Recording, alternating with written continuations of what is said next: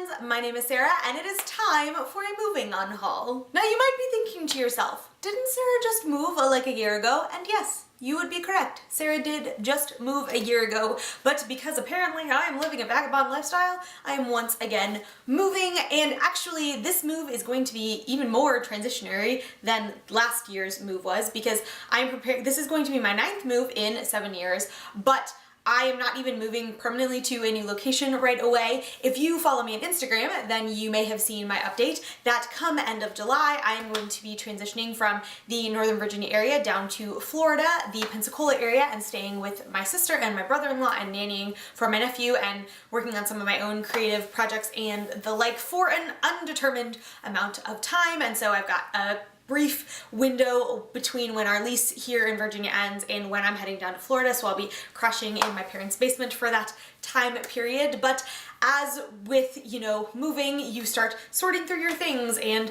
determining things to purge, and so I have once again been curating and really seriously looking through my books and have a pretty sizable number that I am going to be getting rid of, so I'm going to share all of those with you guys today. I will let you know, depending on when exactly this video goes up, it's possible that I will still have some or a lot of these books, as I'm going to be selling a good chunk of them. Most of them are going to be sold for around $5-ish, so if you are interested in one of those, then comment below, let me know, and if I still have it, and we can work out some way that you can send me the money and I can send you the book and everyone is happy. Like I said, there's a pretty sizable number, so we're just gonna jump right on in. Up first, we have the Pocket French Dictionary from HarperCollins.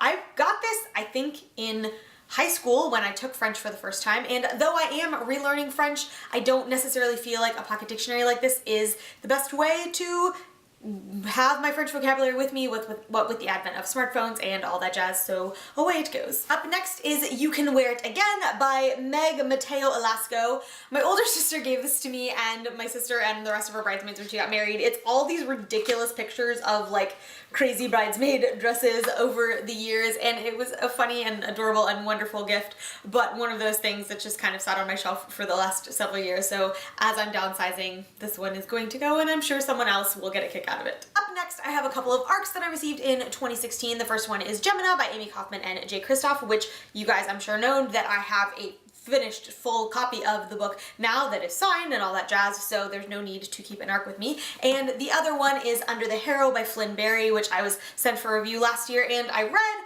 and I did enjoy sort of, but not enough for it to be a book that I would reread and therefore want to keep on my shelf. Up next, I have a sizable number of classics, starting with The Barchester Towers by Anthony Trollope. I was given this a couple of years ago, and I mean, it's one of those books where maybe I would eventually get to it, but classics are one of those books that I really have to be interested in it and the author to read, and I just had never heard of Anthony Trollope or Barchester Towers or any of his stuff before this was given to me, so it's probably not something I'm going to get to in the very near future. Similar to that, we have Daisy Miller and Washington Square by Henry James, which I was gifted at the same time as Barchester Towers. Not that I don't intend to read Henry James eventually, I just don't see myself getting to it really anytime soon because there are just so many other books that I would rather read. Next is Little Women by Louisa Alcott, which I read and actually adore, but I have the Puffin in Bloom editions, and this is one particular book that I don't feel like I need multiple copies of, so I'm getting rid of this paperback Barnes & Noble Classic edition and keeping my lovely hardback Puffin in Bloom edition. Up next, I have quite the collection of Jane Austen, including Persuasion, Northanger Abbey, Mansfield Park, Emma, and Sense and Sensibility.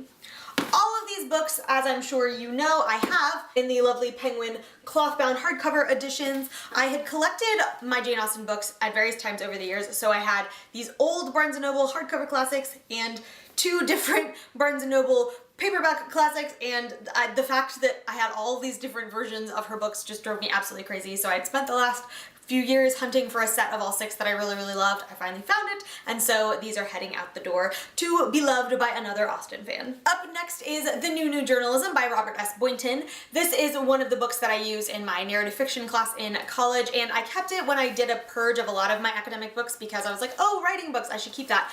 But I just don't see myself reading this one again. I have not touched it since my junior year in college, so I'm passing on this one as well. Similar to The New Journalism, we have The Art and Craft of Feature Writing by William E. Blundell, Writing for Story by John Franklin, and Telling True Stories, which is edited by Kramer and Wendy. These are the other 3 books that I had for some of my writing classes in college, which I kept.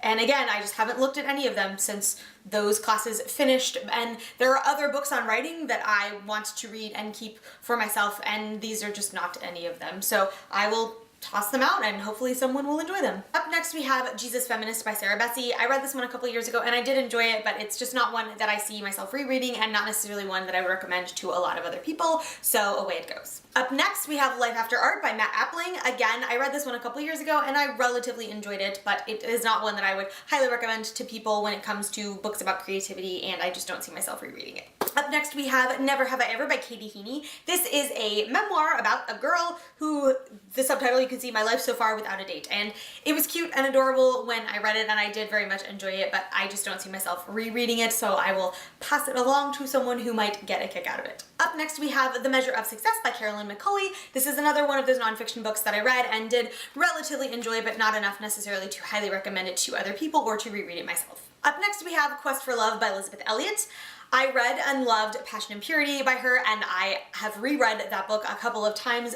This one is like companion stories that sort of go along with the idea of Passion and Purity, and it was alright, but just not exactly as, but I just didn't enjoy it nearly as much as I enjoyed Passion and Purity, and if I was going to recommend someone read a book on that general topic, I would recommend Passion and Purity, not Quest for Love, so passing this one on as well. Up next we have A Winter's Tale by Mark Helprin.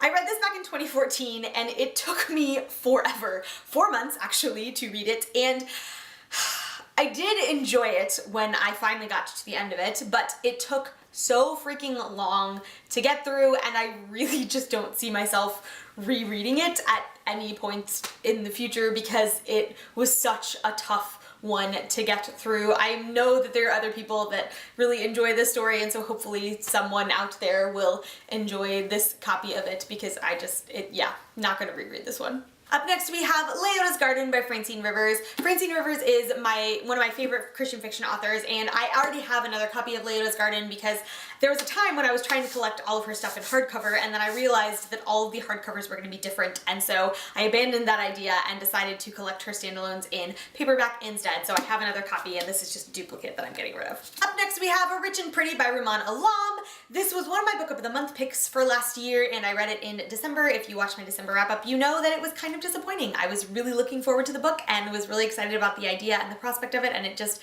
did not quite deliver. And one of the ways that I curate my bookshelf as carefully as I do is I have a star rating that books have to be given in order to stay on my shelf, and all of the books have to be something that I would either recommend to another person or reread, and this is not either of those things. Up next we have The Cuckoo's Calling by Robert Galbraith. I have a second copy of the book, as you can see right here. I bought it I think last year because I went through a period where I got rid of my dust jackets because I don't like them, but then I got the Silkworm and they didn't match on the shelf, and I stumbled upon The Cuckoo's Calling at Barnes & Noble for like $6 last year, and I had a coupon, so I got it for like $4. So I bought a second copy of it so that the covers would look the same on the shelf, and so I've just had this second copy of it chillin' for a while, so just getting rid of the duplicate. Up next we have Entre Leadership by Dave Ramsey. I am not entirely sure when I obtained this book. I have had it on my you should read this list literally since I'm pretty sure 2014, and I still haven't read it, so I'm going to pass on it and hope that, maybe there will be someone else who will really appreciate and value its content, because it's just, I do read books on business as I have sort of dabble in that myself, but there are just other ones that I would rather read besides this one. These last two books are probably going to be somewhat controversial. We'll start with the least controversial one for the booktube community at least, and that is The Life-Changing Magic of Tidying Up by Marie Kondo. You might be a little bit surprised that as a minimalist I'm getting rid of this book, but if I were to recommend someone a book about minimalism, this would not be it.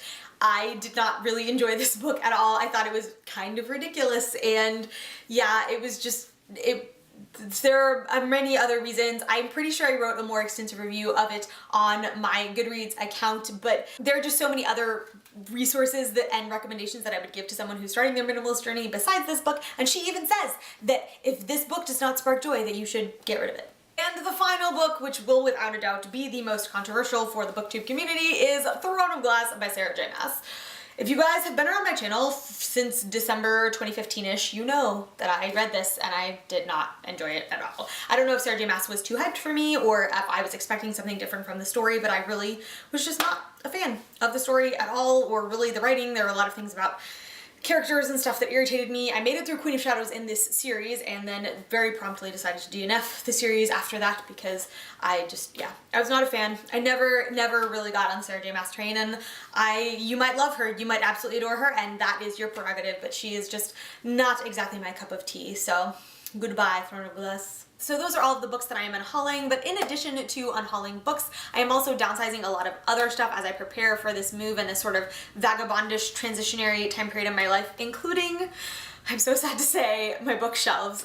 For a variety of different reasons, it's just gonna be easier for me to sell these instead of try to store them and move them and all this stuff. And so this is one of the last videos with these lovely bookshelves behind me. I have pre-filmed one other video that's gonna be coming out next week that has these bookshelves behind me, and that is it. That is goodbye to the lovely, wonderful bookshelves that you guys have so many times told me how much you love. I love them. They're wonderful. They're amazing.